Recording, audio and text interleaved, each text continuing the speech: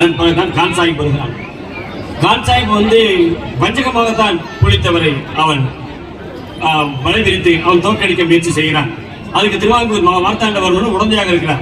திருவாங்கூர் மார்த்தாண்டவர்மனுக்கு பொன்பாண்டி தேவன் என்ற ஒரு மரபு தலைவன் தான் படைகளை வைத்திருந்தான்.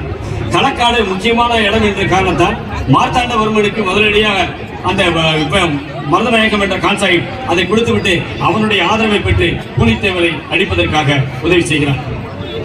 பெரும் போர் நடைபெறுகிறது. 10-14 நாட்கள் நடக்கிறது. 1761 ஆரம்பித்த போர் 64 வரை நடக்கிறது. அதன் பிறகு சற்று மழை வந்து அதிகமாக இருக்கிறது. படை வீரர்களும் சோர்ந்து விட்ட காரணத்தால் மீண்டும் தொடரலாம் என்று புலித்தேவர் கடலாடி பக்கம் சென்று விடுகிறார்.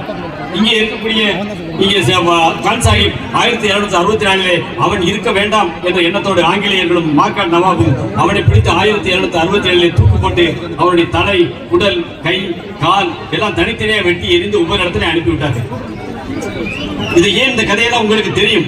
ஆனால் வரலாறை நீங்கள் எல்லாம் இன்னும் கவனமாக படிக்க வேண்டும். பாண்டியர்கள் குடும்பத்தை நடந்த 2 சகோதரர்களுக்கு நடந்த சண்டை தான் இந்த நாடு அடிமையானது. மாரவர்மன் சுந்தரபாண்டியனுக்கு வீரபாண்டியனுக்கு நடந்த சண்டை தான். ஒருவன் பட்டத்து ராணியுடைய மகன், ஒருவன் துணை ராணியுடைய மகன். இந்த சண்டை தான் 14ஆம் நூற்றாண்டிலே ஒருவன் முஸ்லிம் அலாவுதீன் கில்ஜியினுடைய ஒரு ஜெனரல் இங்கே தமிழ்நாட்டுக்கு வந்து சூறையாடி விட்டு சென்று விட்டான். இந்த கோவிலை எல்லாம் இடித்தான், சிலைகளை எல்லாம் இடித்தான், கோவில் இருக்கக்கூடிய செல்வங்களை எடுத்தான்.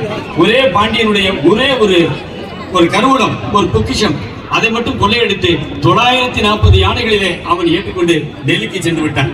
அப்படிப்பட்ட ஒரு விஷயமெல்லாம், அப்படிப்பட்ட ஒரு வரலாறுக்கு சொந்தக்காரர்கள் இந்த பாண்டிய இனத்தைச் சேர்ந்த வீர மறவர்கள்.